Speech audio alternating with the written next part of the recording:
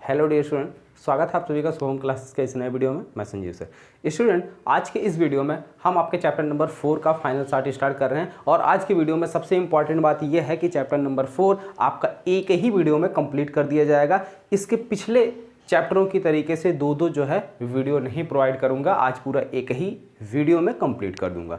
तो सभी लोग इस वीडियो को शुरू से लेकर लास्ट तक देखिएगा, क्योंकि चैप्टर में जो कुछ भी इंपॉर्टेंट चीज़ें हैं बोर्ड एग्जाम से रिलेटेड सारी चीज़ें मैं स्टेप वाइज डिस्कस करूंगा और कोई भी क्वेश्चन इस चैप्टर का ऐसा नहीं होगा कि जो बोर्ड एग्जाम में पूछा जाए और आप ना कर सकें। तो इसके लिए बस आप वीडियो को शुरू से लेकर लास्ट तक देखते रहिए और हमारे साथ बने रहिए। जैसे हम आपकी तैयारी करवाते हैं आप बिल्कुल वो सारी चीज़ें फॉलो करते जाइए जो वीडियो में आपको बताता जाता हूँ। तो चलिए, चैप्टर को स्टार्ट करने से पहले मैं आपको ये बता दूं कि इस चैप्टर में क्या क्या चीज़ें जो है इंपॉर्टेंट हैं जो हमें पढ़नी है। तो सबसे पहले अगर हम बात करें गतिमान आवेश और चुंबकत्व की, ठीक है, या चुंबकीय क्षेत्र भी कहीं कहीं लिखा मिल जाता है, ठीक है, तो कोई दिक्कत नहीं है उससे चैप्टर के नेम से। तो इसमें सबसे पहले हमें पढ़ना है चुंबकीय क्षेत्र के बारे में। सबसे पहले हमें जानना है किसके बारे में? चुंबकीय क्षेत्र, ठीक है, ये होता क्या है। उसके बाद हमें पढ़ना है दूसरा बायो सेवर्ट का नियम, जो कि काफ़ी ज़्यादा इंपॉर्टेंट है। बायो सेवर्ट का नियम जो कि काफ़ी ज़्यादा इंपॉर्टेंट क्वेश्चन है। तीसरा जो इसमें पढ़ना है हमको, ठीक है, वो किसी कुंडली के अक्ष पर और कुंडली के केंद्र पर चुंबकीय क्षेत्र की तीव्रता, ठीक है। तो वृत्ताकार कुंडली के कारण, वृत्ताकार कुंडली के कारण चुंबकीय क्षेत्र की तीव्रता, चुंबकीय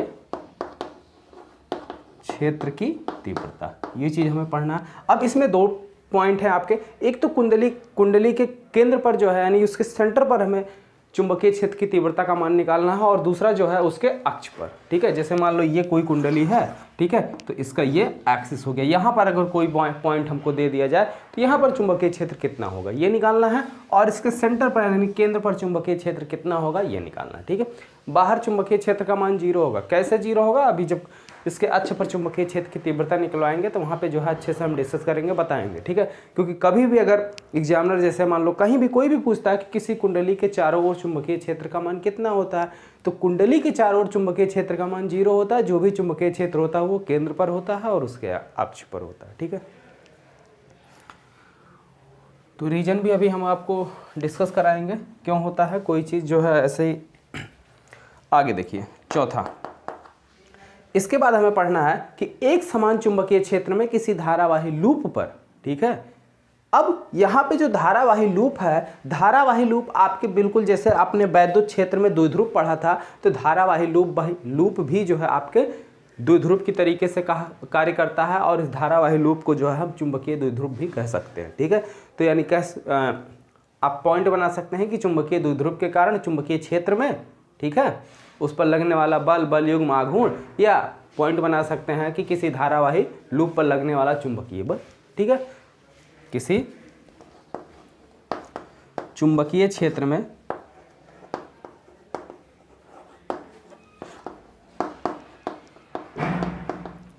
धारावाही लूप पर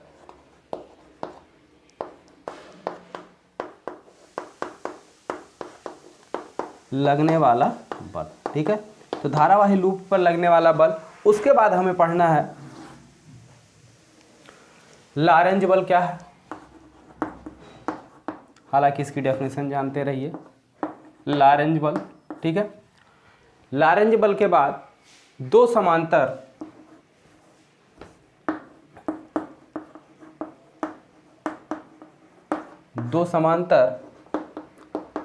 धारावाही चालकों के बीच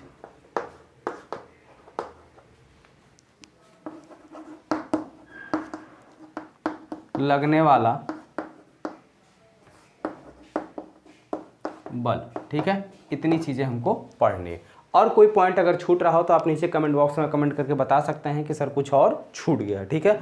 आई थिंक जो है कुछ और नहीं छूट रहा है। हाँ, इसी में जो है आपका एम्पियर का परपथीय नियम भी था। तो एम्पियर का परपथीय नियम शायद जो है सिलेबस में नहीं, एक बार कंफर्म कर लेना। और अगर होगा भी तो इतनी बार हम एम्पियर का परपथीय नियम बता चुके हैं। जिस तरीके से वैद्युत क्षेत्र में गॉस का नियम है, ठीक उसी तरीके से चुंबकीय क्षेत्र में एम्पियर का परपथीय नियम है। ठीक है, तो इतनी चीज़ें हमको जो है इस चैप्टर में पढ़नी है।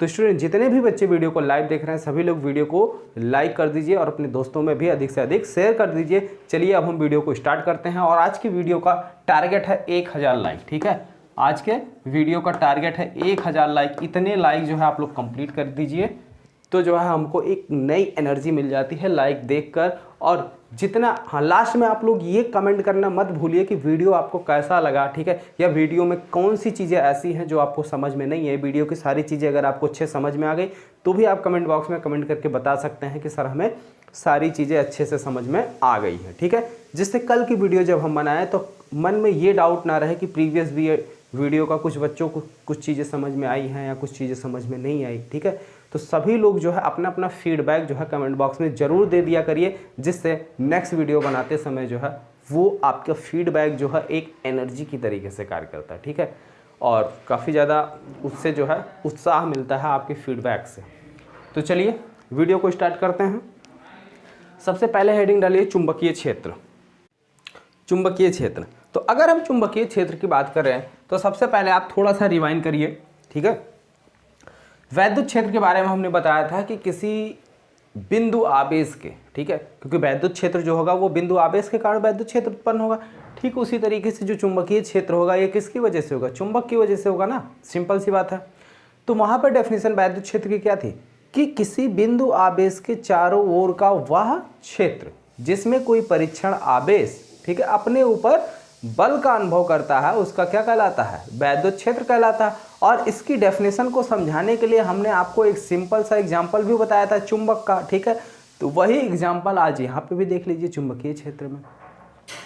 चुंबकीय क्षेत्र क्या है? किसी चुंबक के चारों ओर का वह क्षेत्र, जैसे मान लो ये कोई चुंबक है, ठीक, चलिए दंड चुंबक हमने बना लिया NS। किसी चुंबक के चारों ओर का वह क्षेत्र जिसके अंदर चुंबकीय सुई क्या होती है? विक्षेपित हो जाती है। चुंबकीय सुई वर्ड इस्तेमाल नहीं करना चाहते हो तो लिख सकते हो कोई दूसरा अन्य चुंबक अपने ऊपर आकर्षण अथवा प्रतिकर्षण बल का अनुभव करता है या चुंबकीय बल का अनुभव करता है, इस चुंबक का चुंबकीय क्षेत्र कहलाता है। ठीक है, किसी चुंबक के चारों ओर का वह क्षेत्र जिसमें कोई चुंबकीय सुई या कोई अन्य चुंबक, ठीक है, अगर बात चुंबकीय सुई की करोगे तो चुंबकीय सुई क्या होती है? विक्षेपित हो जाती है। और कोई अदर चुंबक रखोगे तो उसके ऊपर इस चुंबक के कारण एक चुंबकीय बल कार्य करेगा। अब वो चुंबकीय बल जो है चाहे आपका आकर्षण का हो या प्रतिकर्षण का हो।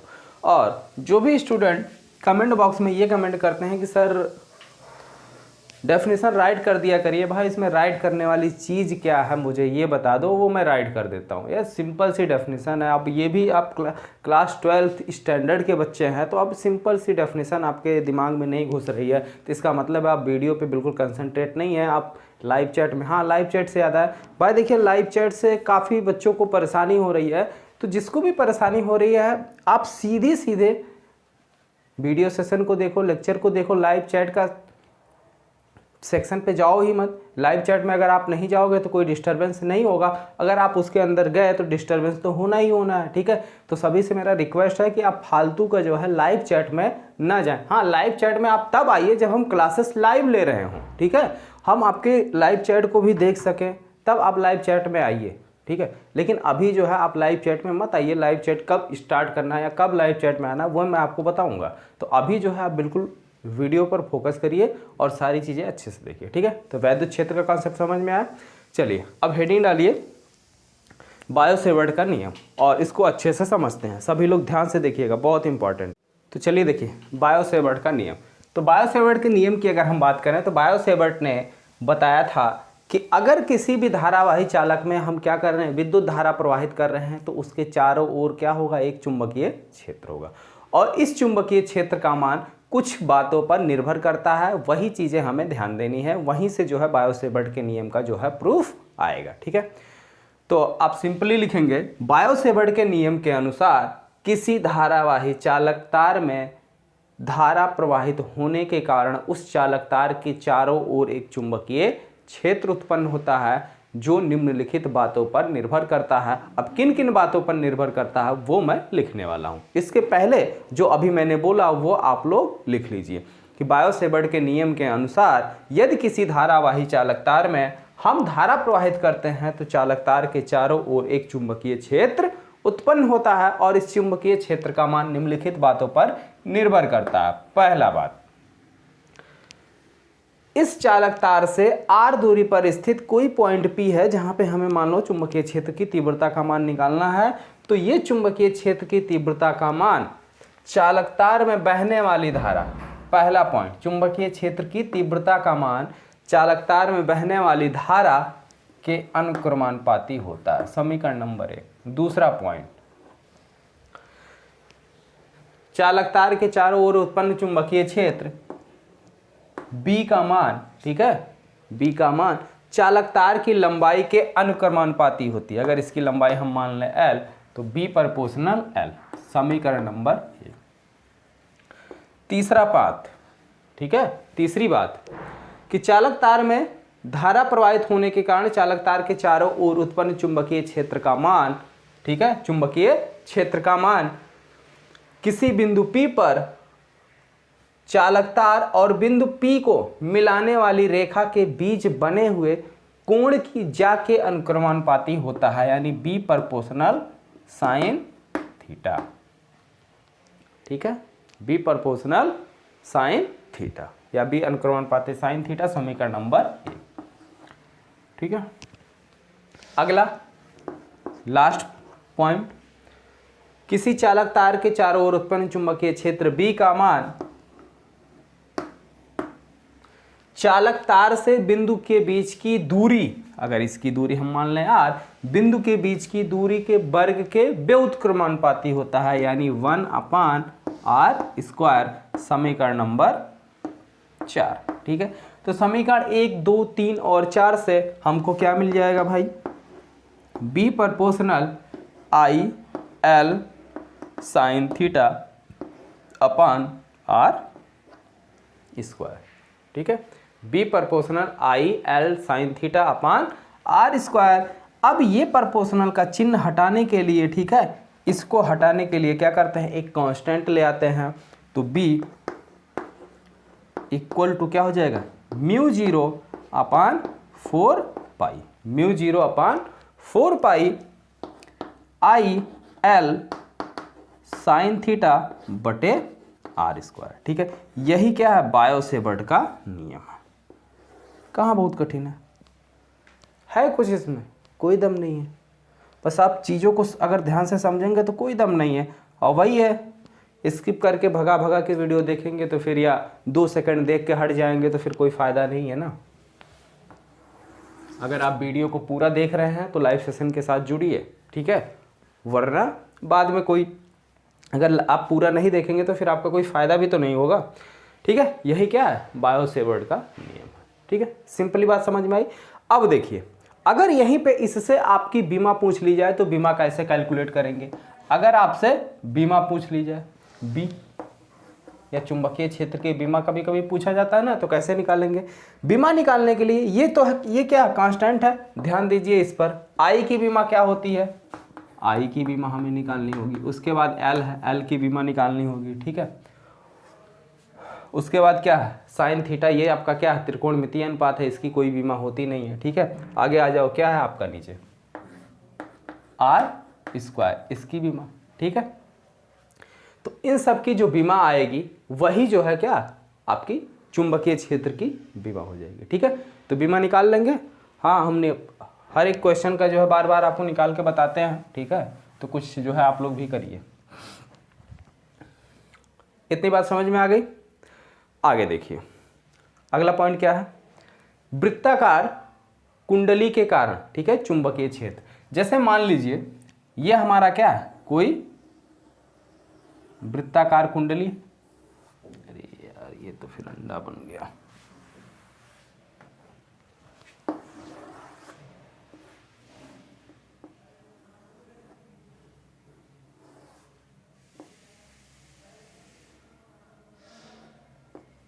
ठीक है। जैसे मान लीजिए ये हमारी क्या है, कोई वृत्ताकार कुंडली है, तो अगर हम इस वृत्ताकार कुंडली को ऐसे ध्यान से देखें तो इसको हम क्या कर सकते हैं, वायर में कनेक्ट कर सकते हैं ना, यानी ये धारावाही चालक तार ही रहा होगा जिसको मोड़कर एक वृत्ताकार कुंडली बनाई गई है ना, ठीक है, जिसको मोड़ के, एक सेकंड रुको, ठीक है। चलिए देखें, एक्चुअली जैसे ही हम आपकी क्लास लेना स्टार्ट करते हैं तो कोई खाना बनाने लगता है, तो फिर कोई पानी बेचने वाला आ जाता है। खैर कोई बात नहीं, दैनिक जीवन में ये सारी चीज़ें भी जो है काफ़ी ज़्यादा इम्पॉर्टेंट हैं, ठीक है। चलिए आगे देखिए।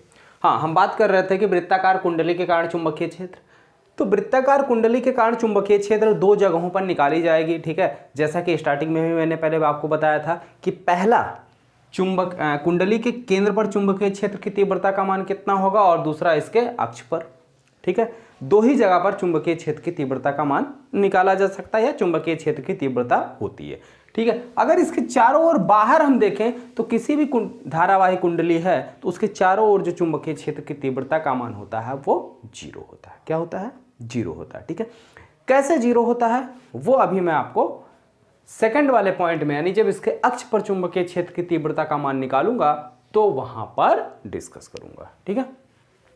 अच्छा हाँ, ये यहां तक हुआ। हाँ, इसमें इसका मात्रक हमने आपको नहीं बताया ना, तो चलिए देखिए मात्रक कैसे निकाला जाता है। मात्रक हमें बहुत ज़्यादा रटने और रट्टा लगाने की ज़रूरत नहीं है, ठीक है। मात्रक रटने की ज़रूरत नहीं है। देखिए कैसे मात्रक निकलेगा।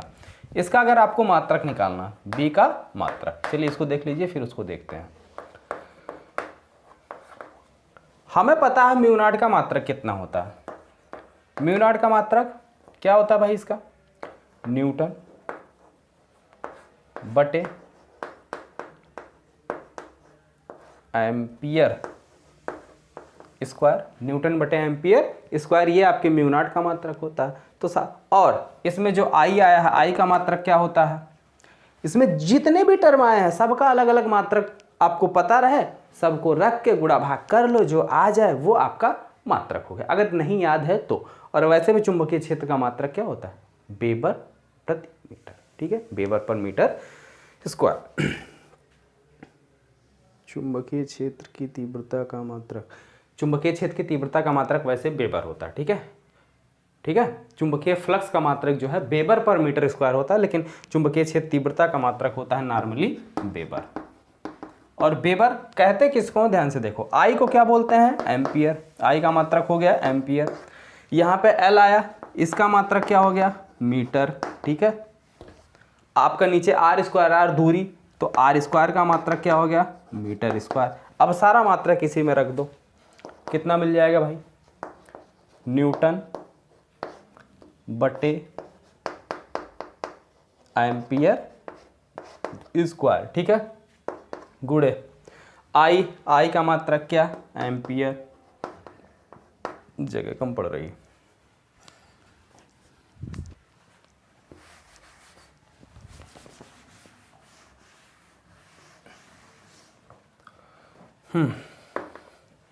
म्यू नॉट का मात्रक कितना है? न्यूटन बटे एम्पियर स्क्वायर, गुणे आई, आई का मात्रक एम्पियर, गुणे एल, एल का मात्रक मीटर, बटे आर स्क्वायर का मात्रक मीटर स्क्वायर। एक मीटर से एक मीटर कैंसिल, एक एम्पियर से एक एम्पियर कैंसिल, आया क्या? न्यूटन बटे एम्पियर मीटर, ठीक है। न्यूटन बटे एम्पियर मीटर, इसी को शॉर्ट फॉर्म में क्या कहते हैं? वेबर, ठीक है। इसी को शॉर्ट फॉर्म में क्या बोलते हैं? वेबर। ये आपका चुंबकीय क्षेत्र की तीव्रता यानी बी का मात्रक होता है, याद रहेगा। आगे बढ़ो। चुंबकीय धारावाही कुंडली के कारण चुंबकीय क्षेत्र बी का मान कितना होगा? तो अब इसमें जो है यही बायो सेवर्ट का नियम अप्लाई करेंगे और इस जो वृत्ताकार कुंडली है इसको हम छोटे छोटे टुकड़ों में मान लेते हैं, ठीक है। क्या करते हैं? छोटा छोटे टुकड़ों में इसको विभाजित करते हैं और फिर इंटीग्रेशन, ठीक है। सिंपल सी चीज़ है कि इंटीग्रेशन के लिए क्या करते हैं हम? छोटे छोटे चीज़ों को जोड़ना ही इंटीग्रेशन कहलाता है। इसको मिटाया नहीं क्योंकि इसी का इस्तेमाल करना है। देखिए इस वृत्ताकार कुंडली का एक सूक्ष्म अवयव हमने ले लिया dl, ठीक है, सूक्ष्म लंबाई हमने ले लिया dl। अब इस सूक्ष्म लंबाई dl से इसके केंद्र के बीच की दूरी कितनी है भाई, r है, क्योंकि त्रिज्या है वृत्ताकार कुंडली की। इसमें धारा कितनी प्रवाहित हो रही है, I धारा प्रवाहित हो रही है, ठीक है, I धारा प्रवाहित हो रही है। ओके, इतनी बात क्लियर। तो इस सूक्ष्म लंबाई dl के कारण इसके केंद्र पर उत्पन्न चुंबकीय क्षेत्र की तीव्रता का मान कितना हो जाएगा, तो भाई कितना होगा, dB, ठीक है, dB। सूक्ष्म लंबाई, यहां एक लाइन लिखिए, सूक्ष्म लंबाई dl के कारण r दूरी पर उत्पन्न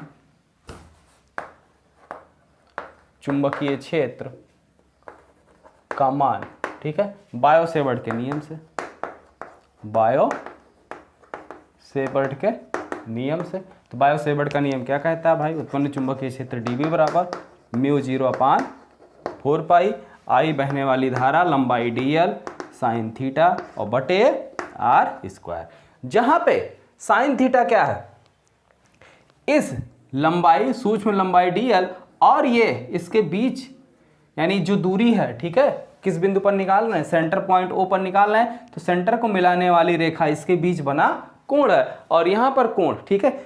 सेंटर से किसी भी वृत्त के केंद्र से अगर आप परिधि को मिलाएंगे तो वो हमेशा और हमेशा अगर यहां पर कोई नॉर्मल खींचा जाए तो उस पर क्या होता है, लंबवत होता है, यानी हर केस में यहां थीटा बराबर क्या आएगा, 90 डिग्री। थीटा बराबर क्या आएगा, 90 डिग्री। तो थीटा का मान रख दो, कितना आ जाएगा भाई, μ0/4 और साइन 90 की वैल्यू 1, ठीक है। तो I dl बटे r², ये हो गया आपका समीकरण नंबर 1।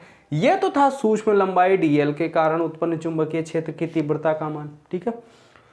पूरी कुंडली के कारण उत्पन्न चुंबकीय क्षेत्र की तीव्रता का मान v = कितना हो जाएगा, तो इसको क्या करेंगे, इंटीग्रेट कर देंगे, ठीक।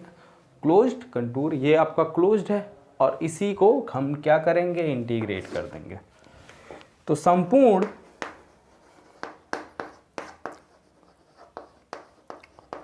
कुंडली के कारण उत्पन्न चुंबकीय क्षेत्र की तीव्रता का मान b = इंटीग्रेशन ऑफ dB, ठीक है, इंटीग्रेशन ऑफ dB। तो चलिए dB की वैल्यू रखिए, तो v = इंटीग्रेशन dB की वैल्यू कितनी आई है, ये आया μ0/4 I dl r², ठीक है। तो देखिए जो चीजें कांस्टेंट है चुपचाप कांस्टेंट को बाहर ले, और जो चीजें वेरिएबल होती है उसका इंटीग्रेशन होता है। तो कांस्टेंट देखें, अगर हम हर एक पॉइंट से जो है इसके बीच की दूरी देखें, सेंटर की दूरी देखें, तो r होती है, वो बदलने वाली नहीं है, यानी ये चीज आपकी कांस्टेंट हो गई। इसमें जो धारा बह रही है वो चीज आपकी कांस्टेंट हो गई I, और μ0/4 ये तो आपका एक कांस्टेंट है ही है। तो इतनी चीजें कांस्टेंट हो गई, बचा क्या, केवल dl, यानी वेरिएबल आपकी केवल क्या है, लंबाई है, यानी यहाँ लंबाई इतनी है और ऐसे ऐसे जाते जाएंगे तो यहाँ से ऐसे जोड़ते जाइए, ठीक है, लंबाई आपकी बदल रही है। तो b = μ0/4 I/r², इसको ले लो कॉमन चुपचाप, ठीक है। अंदर बचा इंटीग्रेशन के अंदर dl, ठीक है। तो अब dl dl dl ऐसे छोटा छोटा छोटा छोटा जुड़ते जाओ तो क्या मिलेगा, वृत्त की परिधि ही तो मिलेगी, वृत्त की परिधि मिलेगी। तो यानी इसकी वैल्यू कितनी हो गई, 2πr, इसकी वैल्यू कितनी हो गई, 2πr। तो v = कितना मिल गया हमको, μ0/4 I बटे r² × 2πr। तो एक r से एक r कैंसिल हो गया, पाई से पाई कैंसिल हो गया, 2 से 2 का 4 दूनी, ठीक है, ये कैंसिल हो गया। आया कितना, v = μ0/2 I बटे r, μ0/2 I बटे r। ये आपका आया किसी भी धारावाही कुंडली के कारण उसके केंद्र पर चुंबकीय क्षेत्र की तीव्रता का मान। यदि इस कुंडली में फेरों की, ये तो एक फेरे के कारण है, यदि कुंडली में फेरों की संख्या n हो तो, यदि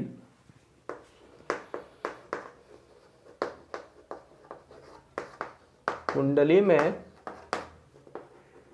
फेरों की संख्या कैपिटल N हो तो उत्पन्न चुंबकीय क्षेत्र तीव्रता का मान B = μ0/4 पाई NI/R, NI/R। ठीक है, समझ में आया अच्छे से? कुछ भी इसमें हमने मिटाया नहीं है, अगर आपको नोट करना हो तो आप नोट कर सकते हैं। ठीक है, हम साइड हो गए हैं, आप स्क्रीनशॉट भी ले सकते हैं और फिर अब हम इसको जा रहे हैं मिटाने। ठीक है, अब बात करते हैं इसके कुंडली के अक्ष पर चुंबकीय क्षेत्र की तीव्रता का मान। ठीक है, तो अक्ष वाला ध्यान से देखिएगा भाई। ठीक है, वैसे पहले जो है पूछा जाता था, काफ़ी ज़्यादा इंपॉर्टेंट था। अगर आप 2018 से पहले की बात करें तो 2018 से पहले जो है इसके अक्ष पर चुंबकीय क्षेत्र की तीव्रता का मान निकालना जो है सबको आना चाहिए था, क्योंकि वो ज़्यादा इंपॉर्टेंट होता था, केंद्र वाला कम पूछता था। लेकिन अब जो है वो क्वेश्चन कम पूछता है, ये क्वेश्चन ज़्यादा पूछता है। तो हालांकि उस क्वेश्चन को भी आप देख लीजिए, क्योंकि बाय द वे एग्जामिनर का मूड है। ठीक है, पेपर सेट करने वाला का मूड है, मूड घूम गया, वो क्वेश्चन डाल दिया तो फिर आप क्या करेंगे? ठीक है, तो इसलिए उसको भी देख लीजिए। हेडिंग डालिए, वृत्ताकार कुंडली के कारण उसके अक्ष पर चुंबकीय क्षेत्र की तीव्रता। ठीक है, कितना होगा? अगर किसी को पता हो तो जरा कमेंट बॉक्स में कमेंट करिए। किसी बच्चे को अगर पता हो तो कमेंट बॉक्स में कमेंट करके उसका फार्मूला कमेंट करके बताओ कि सर इतना होगा, और अगर नहीं पता है तो बस ध्यान से देखते जाइए। ठीक है, कुंडली के अक्ष पर चुंबकीय क्षेत्र की तीव्रता। तो जैसे मान लीजिए ये हमारी एक क्या है, वृत्ताकार कुंडली है। इसके अक्ष पर स्थित कोई पॉइंट P है जिसकी इसके सेंटर यानी O से इसकी दूरी कितनी है? x दूरी है, और इस वृत्ताकार कुंडली की त्रिज्या कितनी है? कैपिटल R है। तो आप एक लाइन लिखेंगे, माना R त्रिज्या की एक वृत्ताकार कुंडली है जिसके केंद्र O से x दूरी पर स्थित कोई पॉइंट P है जहां पे हमें चुंबकीय क्षेत्र की तीव्रता का मान ज्ञात करना है। ठीक है, अब देखिए कुंडली के बिंदु A पर एक सूक्ष्म लंबाई, माना कुंडली के बिंदु A पर एक सूक्ष्म लंबाई का सूक्ष्म अवयव dl है। ठीक है, जिसके कारण बिंदु P पर चुंबकीय क्षेत्र, या जिसकी दूरी बिंदु P से कितनी है? स्मॉल r है। मान लेते हैं कितना है? स्मॉल r है। ठीक है, स्मॉल r। तो बायो-सेवर्ट के नियम के अनुसार इस सूक्ष्म लंबाई, ठीक है, इस सूक्ष्म लंबाई के कारण बिंदु P पर उत्पन्न चुंबकीय क्षेत्र की तीव्रता का मान कितना होगा स्टूडेंट?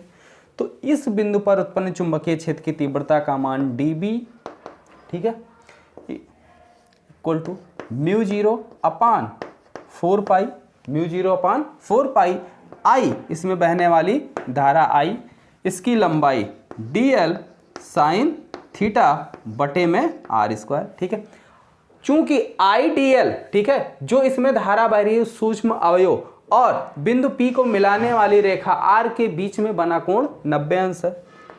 चूंकि IDL व R के बीच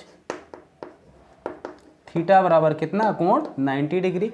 तब हमको क्या मिल जाएगा? dB = μ0/4 IDL बटे r²। ये आपका हो गया समीकरण नंबर 1। ठीक है, यहां तक समझ में आ गया? ठीक है, इसी तरीके से बिंदु A के ठीक नीचे कोई एक और स्मॉल अवयव बिंदु B पर है। ठीक है, या B तो इसमें यूज हुआ, इसको C ले लेते हैं। C पर एक सूक्ष्म अवयव dl है, तो इसके कारण भी इस बिंदु पर उत्पन्न चुंबकीय क्षेत्र की तीव्रता का मान वही उतना होगा। ठीक है, इसी के ठीक नीचे एक सूक्ष्म अवयव C है, इसके कारण उत्पन्न चुंबकीय क्षेत्र की तीव्रता का मान अगर हम मान लें इस बिंदु पर कितना हो जाएगा? B' हो जाएगा।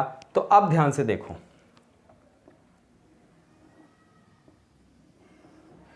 ठीक है, ये इस dl लंबाई के कारण ये चुंबकीय क्षेत्र है और इसकी दिशा किधर है? ये, ठीक है, dB' मान लेते हैं, dB। और यहाँ पे जो C वाला है, ठीक है, C वाले के कारण भी चुंबकीय क्षेत्र की तीव्रता का मान इतना ही होगा, लेकिन इसको हम मान लेते हैं dB डैश, ठीक है। अब देखो इसको हम दो ऊर्ध्वाधर, ये कोण हमारा थीटा हो जाएगा, ठीक है, ये कोण हमारा क्या होगा, थीटा हो जाएगा, और इधर नीचे ये कोण भी हमारा क्या होगा, थीटा हो जाएगा। पी तो इसी में तुप गया, अरे ढक गया भाई, ये हो गया बिंदु पी, ठीक है। अब देखो तो इसको dB को और dB डैश को दो लंब ऊर्ध्वाधर और क्षैतिज घटकों में वियोजित इधर करेंगे, क्या हो जाएगा, ये आपका dB cos थीटा, और इधर करेंगे, इधर आपका क्या हो जाएगा, dB cos थीटा। चूंकि dB डैश और dB इसका मान क्या है, बराबर है, क्योंकि भाई इसके कारण लिख दे रहे हैं हम एक चीज, बिंदु A के ठीक नीचे सूक्ष्म अवयव dl के कारण चुंबकीय क्षेत्र कितना हो जाएगा, dB dash equal to mu 0/4 pi I dl बटे r स्क्वायर, समीकरण नंबर 2, ठीक है। dl cos थीटा और dB cos theta, dB dash cos theta, दोनों देख रहे हैं परिणाम में क्या है, बराबर है और एक दूसरे से विपरीत है, अतः ये एक दूसरे से क्या कर देंगे, कैंसिल कर देंगे। अतः बिंदु P पर परिणामी चुंबकीय क्षेत्र की तीव्रता केवल क्या मिलेगा, क्षैतिज वाला, यानी cos थीटा वाला, sin थीटा वाला, ठीक है। तो इधर आपका हो जाएगा sin थीटा।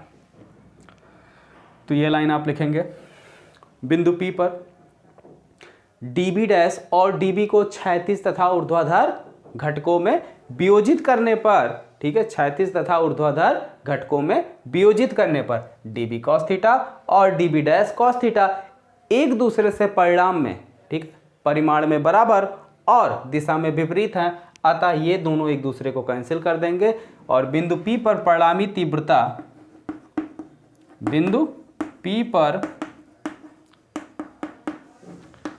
परिणामी तीव्रता dB इक्वल टू, या परिणामी तीव्रता कितना हो जाएगा, dB sin थीटा। तो dB की वैल्यू रख लो, कितना आ जाएगा, म्यू 0/4 पाई I dl बटे r square sine theta, I dl r square बटे साइन थीटा, ठीक है।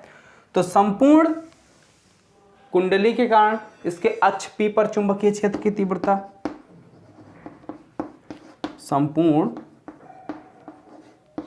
कुंडली के कारण अक्ष पर चुंबकीय क्षेत्र की तीव्रता V equal to integration dB, कितना आया, साइन थीटा ना, dB साइन थीटा, तो dB साइन थीटा, वैल्यू रख लो dB की, integration mu 0/4 pi I dl बटे r स्क्वायर साइन थीटा, ठीक है। यहाँ तक बात समझ गए। अब इसको देखो हम थोड़ा सा मिटाते हैं और उसके बाद सॉल्व करते हैं। ध्यान से देखो, जो चीज़ कांस्टेंट है उसको बाहर ले लो, साइन थीटा बराबर क्या हो जाएगा, ठीक है। अगर हम ये कोण क्या है, ये थीटा है तो इसके अकॉर्डिंग ये कोण भी थीटा हो जाएगा, तो साइन थीटा बराबर क्या हो जाएगा, लंब बटे कर्ण, तो लंब आपका हो गया कैपिटल R और कर्ण हो गया स्मॉल r, तो साइन थीटा बराबर क्या हो जाएगा, कैपिटल R बटे स्मॉल r, ठीक है। तो वैल्यू रख लेते हैं यहाँ पे, b इक्वल टू इंटीग्रेशन, जो चीज़ें कांस्टेंट है उसको बाहर ले लो, तो म्यू 0/4 पाई I और नीचे r स्क्वायर कॉमन ले लिया, अंदर बचा आपका कितना, dl और कैपिटल R बटे स्मॉल r, ये भी आप बाहर ले लो, कांस्टेंट है, तो mu 0/4 pi I capital R बटे r³ इंटीग्रेशन dl, ठीक है। इंटीग्रेशन dl जोड़ोगे तो वो क्या है, वृत्ताकार कुंडली है तो वृत्त की परिधि मिलेगी, तो इंटीग्रेशन dl कितना हो जाएगा, 2 पाई r, तो कितना आया, म्यू 0/4 पाई I, और ये r क्या, वृत्त की त्रिज्या, वृत्त की त्रिज्या कितनी, कैपिटल R, तो कैपिटल R हो जाएगा, I r बटे r³ इंटू 2 पाई r, ठीक है। तो देखिए भाई, पाई से पाई कैंसिल, तो कितना आया, म्यू नॉट अपान 2 आई, ये हो गया आर स्क्वायर बटे स्मॉल आर क्यूब, बटे स्मॉल आर क्यूब। ठीक है। अब ये आर तो हमने अपनी इच्छा से माना था ना भाई, सेंटर से इसकी दूरी कितनी दी थी, x दी थी ना, तो x के पदों में स्मॉल r का मान निकाल लो। तो स्मॉल r का मान अगर हम देखें तो क्या है, ये एक समकोण त्रिभुज बन रहा है, ये एक समकोण त्रिभुज बन रहा है, और समकोण त्रिभुज में कर्ण का वर्ग यानी कि आर स्क्वायर इक्वल टू क्या हो जाएगा, आधार का वर्ग यानी X square plus capital R square. ठीक है। तो r बराबर कितना हो जाएगा, under root X square plus R square, या इसको हम लिख सकते हैं X square plus capital R square की पावर 1/2, कैपिटल आर स्क्वायर की पावर 1/2। ठीक है। अब इसका अगर हम क्यूब कर दें, आर का क्यूब करें तो यहाँ पावर 3 हो जाएगी। तो अब यहाँ पे हम क्या करेंगे, आर की वैल्यू रख लेंगे। तो b इक्वल टू कितना मिल जाएगा हमको, म्यू नॉट अपान 2 आई, ऊपर हो गया आर स्क्वायर, नीचे x square plus capital R square की पावर 3/2। ठीक है। यह है क्या, वृत्ताकार कुंडली के कारण उसके अक्ष पर चुंबकीय क्षेत्र की तीव्रता का फार्मूला, और इसका मात्रक क्या हो जाएगा, वेबर। मात्रक क्या होगा, वेबर। हाँ, इसको चेक करने के लिए ये सही आया है कि गलत आया है, क्या करो, बिंदु P को धीरे धीरे लेके पहुंच जाओ केंद्र पर। तो जब बिंदु P जो है कुंडली के केंद्र पर स्थित होगा तो यानी x बराबर 0, और यहाँ पे x का मान जब आप 0 रखेंगे तो नीचे हो जाएगा आर क्यूब और ऊपर आर स्क्वायर। तो आर स्क्वायर से आर स्क्वायर कैंसिल, नीचे बचेगा केवल एक आर, और कुंडली के कारण कितना होता, म्यू 0/2 I/r, वही चीज आ जाएगा। ठीक है।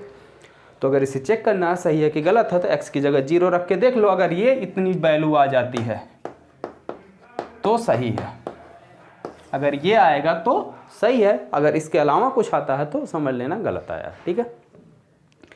यहां तक बात समझ में आ गई। चलिए अब बात करते हैं लॉरेंज बल की। ठीक है।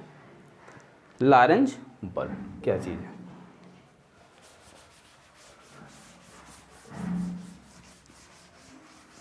तो लॉरेंज बल की सिंपल से डेफिनेशन है कि यदि कोई गतिमान आवेश या कोई आवेश Q किसी चुंबकीय क्षेत्र B में एक समान रूप से गति करता है तो चुंबकीय क्षेत्र के द्वारा उस आवेश पर एक बल आरोपित होता है, जिस बल को हम क्या कहते हैं, लॉरेंज बल कहते हैं। ठीक है। सिंपल सी डेफिनेशन है लॉरेंज बल की। क्या लिखेंगे, यदि कोई आवेश Q एक समान चुंबकीय क्षेत्र B में v वेग से गति करता है, लॉरेंज बल। ठीक है। यदि कोई Q आवेश, माना आवेश Q किसी एक समान चुंबकीय क्षेत्र B में, ठीक है, एक समान चाल B से, एक समान वेग B से गति करता है तो उस पर एक बल लगता है, और इस बल को हम क्या कहते हैं, लॉरेंज बल, F = Q v v। ठीक है। और यदि किसी कोण पर प्रवेश करता है, ये तो लंबवत प्रवेश करने, यदि किसी कोण पर प्रवेश करता है तो यही बल F बराबर होता है Q v v sin theta. ठीक है। जहां पर sin थीटा क्या है, चुंबकीय क्षेत्र और B के बीच बना कोण है। ठीक है। तो इसको एक वेक्टर फॉर्म में लिख सकते हो, वेक्टर F = Q को बाहर रख दो, vector B cross vector Q। ठीक है। इतनी बात समझ में आ गई। चलो आगे बढ़ते हैं। अगला टॉपिक है, क्या था, किसी वृत्ताकार लूप के कारण, ठीक है, किसी वृत्ताकार लूप के कारण एक समान चुंबकीय क्षेत्र में लगने वाला बल आघूर्ण। ठीक है। टाउ कितना होगा,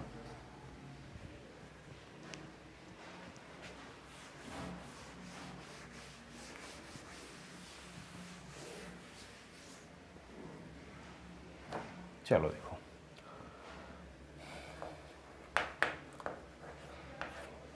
किसी एक समान चुंबकीय क्षेत्र में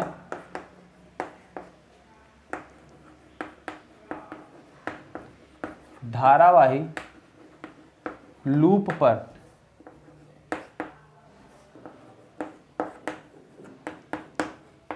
लगने वाला बल। ठीक है, अब ये धारावाही जो लूप है ये कई तरीके से पूछा जाता है, तो हम एक तरीका बता दे रहे हैं आपको और उसी के अकॉर्डिंग सारी चीजें जो है आप डिराइव कर लीजिएगा।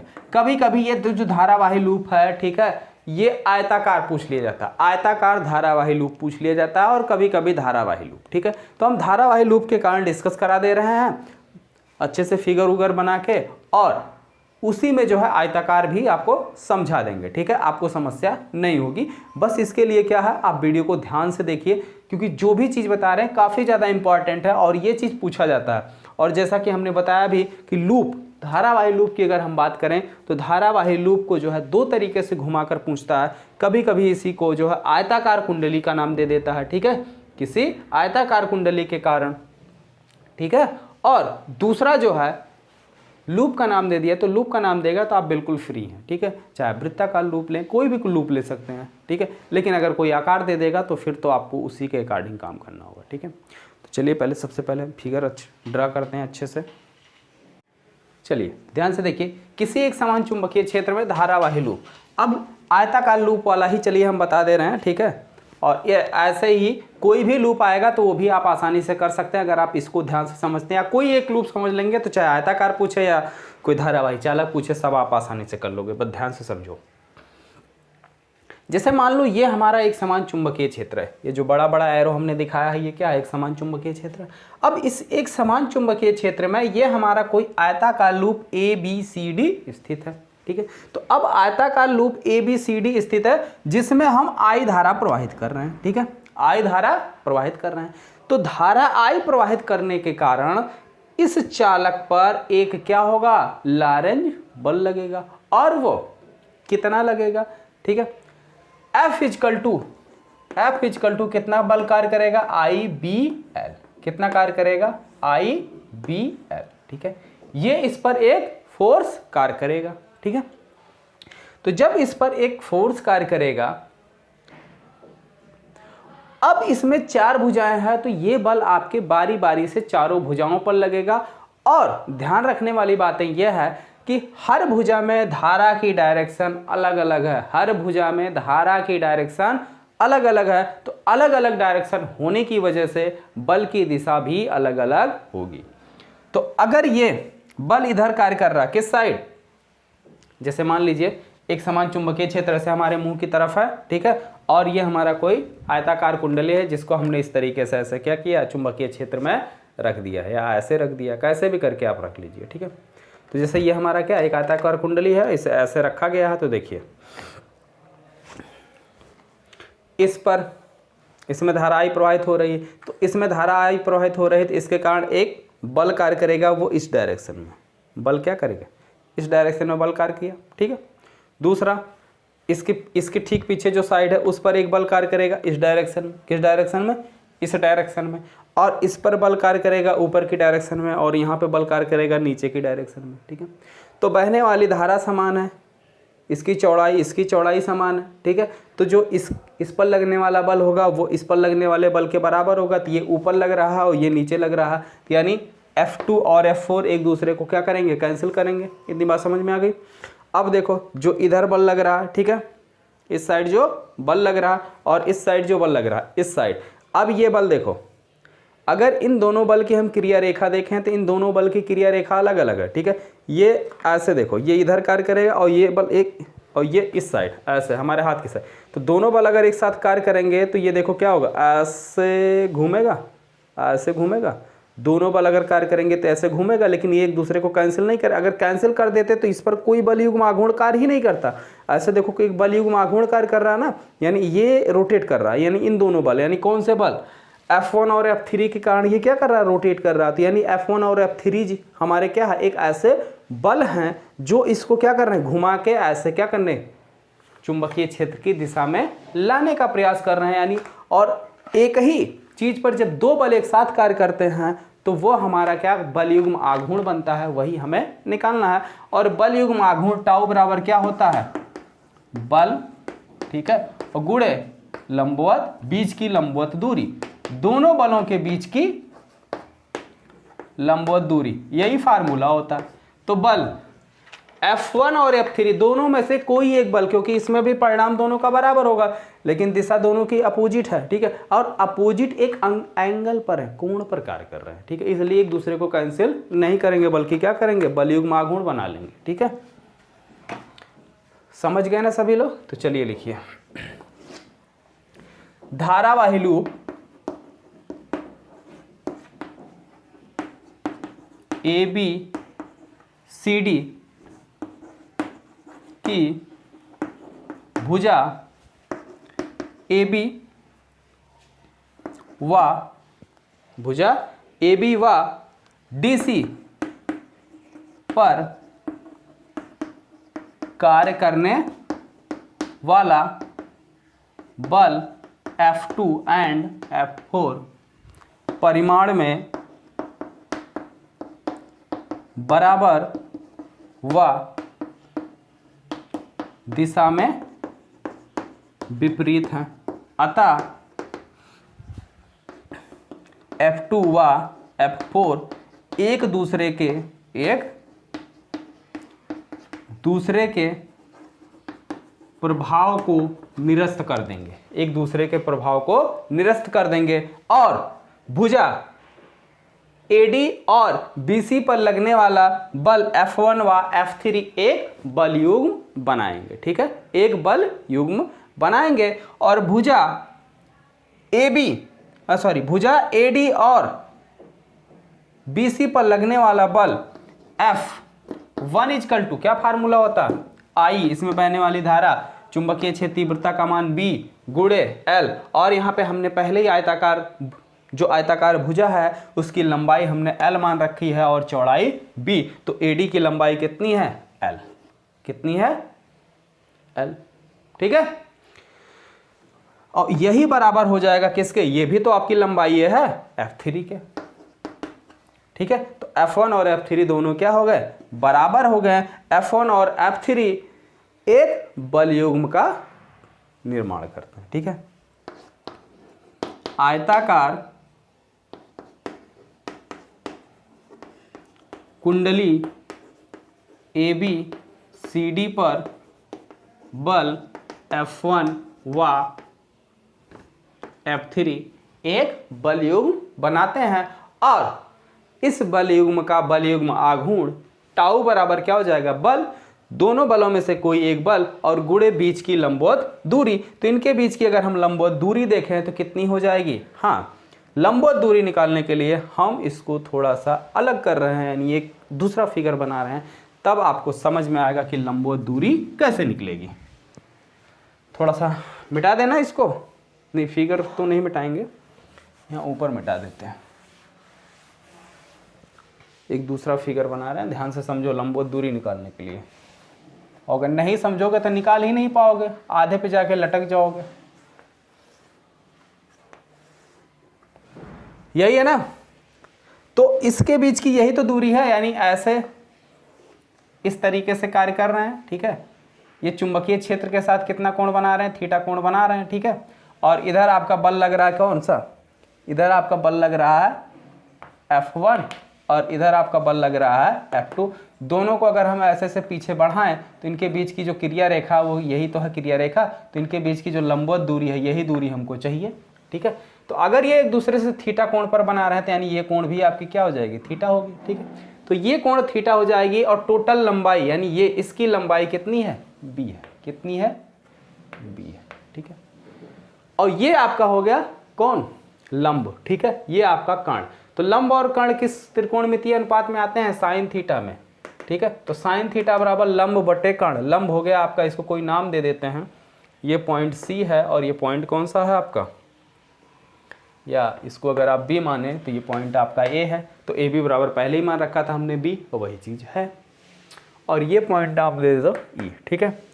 तो BE बटे AB, तो BE बराबर कितना हो जाएगा, AB साइन थीटा और ए बी की वैल्यू कितनी है, बी साइन थीटा। ठीक है, तो वैल्यू रख लो। बल युग्म आघूर्ण टाउ बराबर क्या हो जाएगा,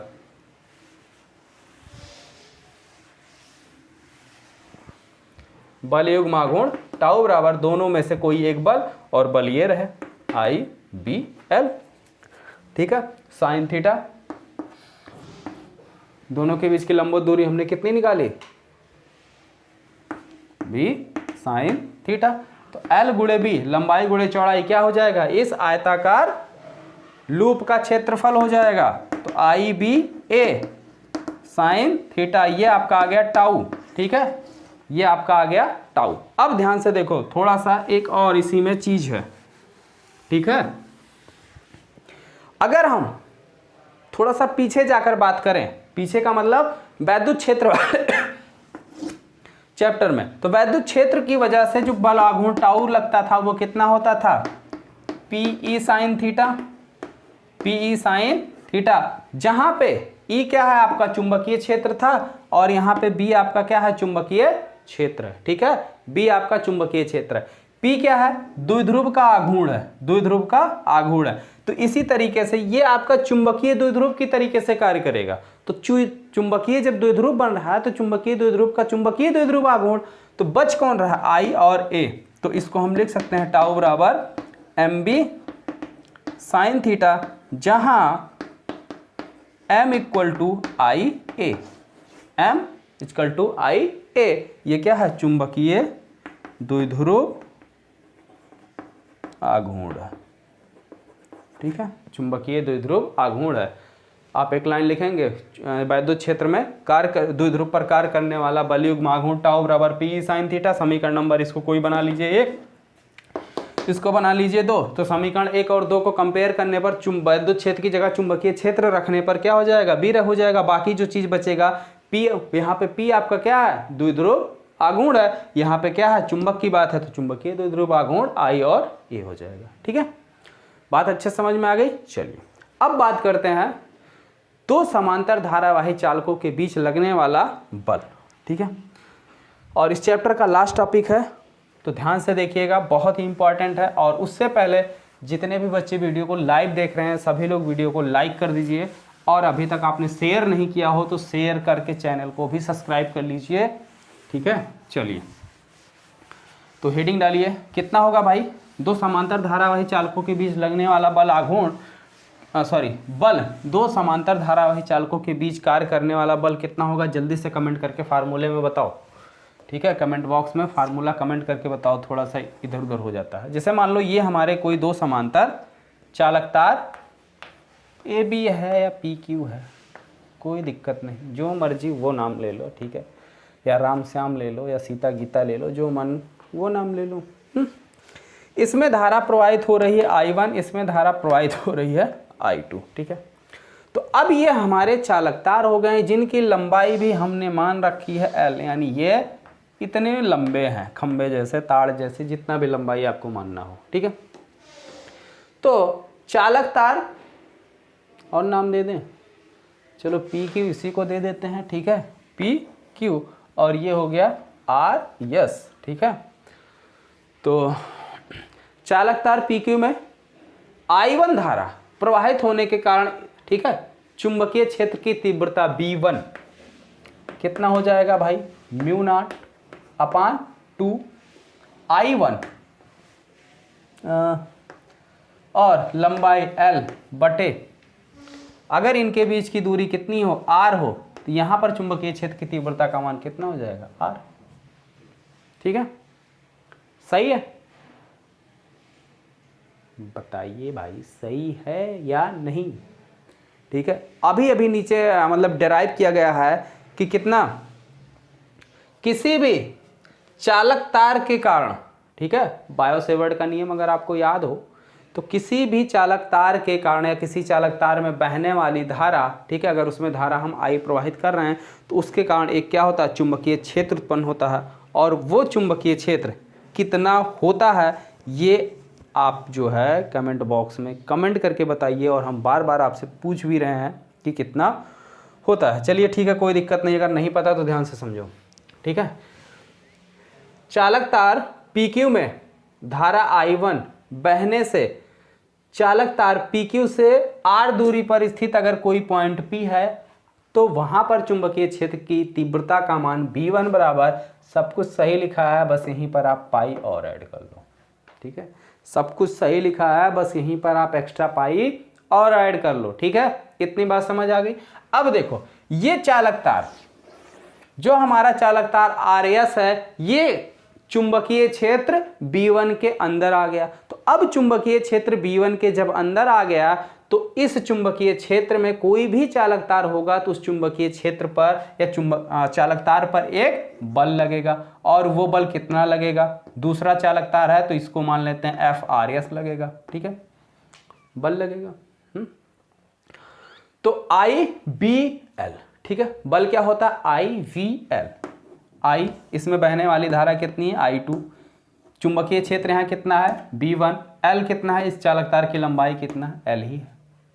चालक तार की लंबाई कितनी है, L ही है, ठीक है, चालक तार की लंबाई L। एक सेकंड, यहाँ पे L नहीं होता भाई, ठीक है। चुंबकीय क्षेत्र की तीव्रता चालक तार की लंबाई पर डिपेंड नहीं करती, μ0 I/2πr। वैल्यू रख लो, F = I2 μ0/2π I1/r × L, I1/r × L, ठीक है। तो I1 I2 का एक साथ अरेंज कर लो, F बराबर μ0/2π I1 I2 /r × L। ये हो गया चालक तार के बीच लगने वाला परस्पर बल, इनकी एकांक लंबाई पर लगने वाला बल, ठीक है। चालक तार के एकांक लंबाई पर लगने वाला बल, F लंबाई से भाग कर दो, एकांक लंबाई की बात कर रहा है तो लंबाई कितनी है L, तो F/L = μ0/2π I1 I2 /r × L। इसमें भी आप L से भाग कर दो, दोनों पक्षों में भाग करना होगा, तो इस L से ये L कैंसिल हो गया, आया कितना F/L = μ0/2π I1 I2 /r। ये आ गया आपका दो समांतर धारावाही चालक पर लगने वाला बल, ठीक है। दो समांतर धारावाही चालक पर लगने वाला बल ये है, और उनकी एकांक लंबाई पर, ठीक है, ये क्या है एकांक लंबाई, लगने वाला बल ये और एकांक लंबाई पर लगने वाला बल ये, दोनों बातें आप याद रखिएगा। इसका मात्रक हो जाएगा न्यूटन और इसका मात्रक हो जाएगा Nm/m, ठीक है। तो दोनों में थोड़ा सा बेसिक डिफरेंस है, बेसिक फर्क है, क्या है, यहाँ पर एकांक लंबाई की बात कर दिया है और ये पूरे चालक तार पर लगने वाला बल है, ठीक है। ये पूरे चालक तार पर लगने वाला बल है इतना, और इसका मात्रक न्यूटन होगा, और ये एकांक लंबाई पर लगने 1 मीटर लंबाई पर लगने वाला बल, ठीक है। तो यहाँ तक बात अच्छे से समझ में आ गई। तो इसी के साथ ये चैप्टर जो है आपका पूरा कंप्लीट हो गया है। अब इस चैप्टर में अगर किसी को कहीं पर भी कोई डाउट हो या कोई समस्या हो या कोई परेशानी हो तो आप नीचे कमेंट बॉक्स में कमेंट करके पूछ सकते हैं। और अगर सारी चीज़ें आपको अच्छे से समझ में आ गई है तो आप साथ ही साथ ये भी कमेंट करके बताइए कि ये वीडियो आपको कैसा लगा, और आई होप कि ये वीडियो आप सभी को बहुत पसंद आया होगा। तो एक बार फिर जो है हम आप सभी से बोलेंगे कि सभी लोग, जितने भी लोग वीडियो को अभी तक लाइक नहीं किए हैं वो वीडियो को लाइक कर दें, ठीक है। और फिर अपनी तैयारी जो है अच्छे से इसी तरीके से करते रहें फाइनल शॉट के साथ, और फाइनल शॉट का कोई भी वीडियो जो है आप मिस मत कीजिए, क्योंकि सारी चीज़ें यहाँ पे आपको बिल्कुल एग्ज़ाम को देखते हुए एग्ज़ाम के पैटर्न के अकॉर्डिंग पढ़ाया जा रहा है। और अगर आप सारी वीडियो सीक्वेंस से देखेंगे तो आप यकीनन बोर्ड एग्जाम में अच्छे नंबर ला सकते हैं, और पिछली बार भी बच्चे अच्छे नंबर फाइनल शॉट के वीडियो से ले आए थे, ठीक है। तो मिलते हैं फिर अगले वीडियो में चैप्टर नंबर 5 के फाइनल के शॉट के साथ, ठीक है। तब तक के लिए सभी को शुभ रात्रि।